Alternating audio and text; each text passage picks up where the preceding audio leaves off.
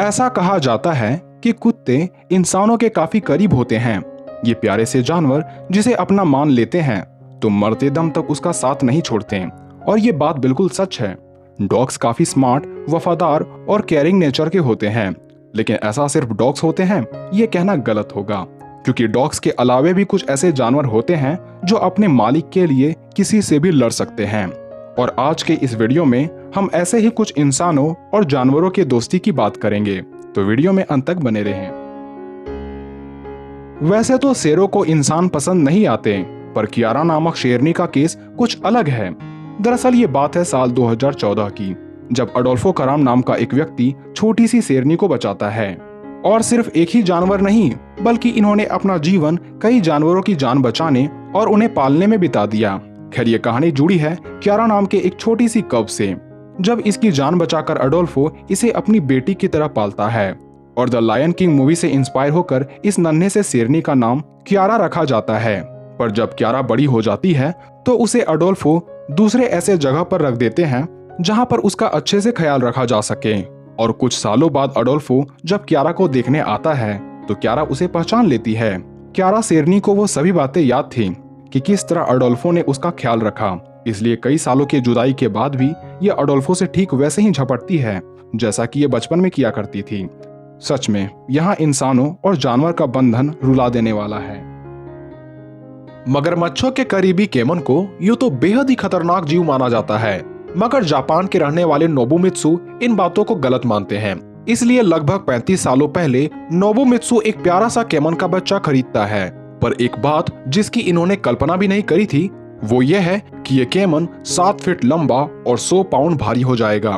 केमन के इतने बढ़ने की वजह से नोबुमित्सु को सरकार से परमिशन लेनी पड़ती है। साथ ही ये भी जिम्मेवारी उठानी होती है कि केमन किसी पर हमला न करे।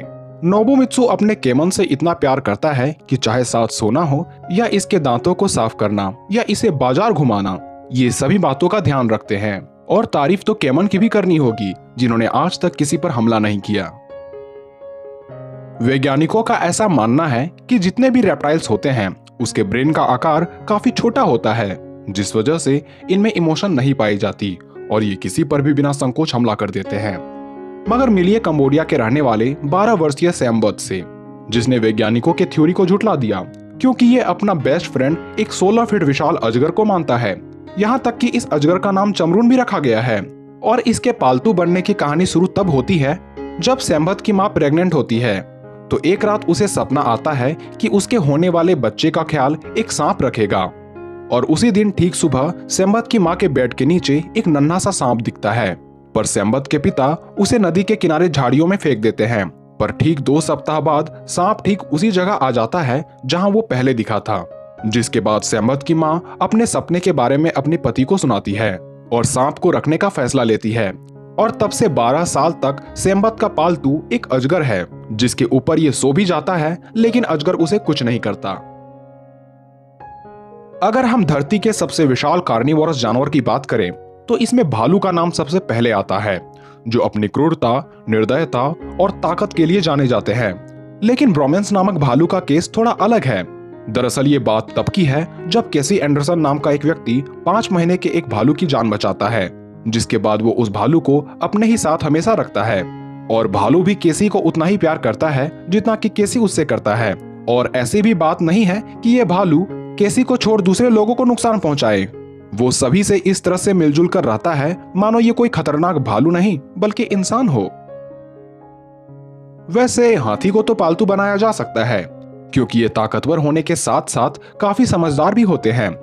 साथ ही इनकी यादाश्त भी कमाल की होती है, इसलिए ये मरते दम तक अपने पालनहार को नहीं भूलते।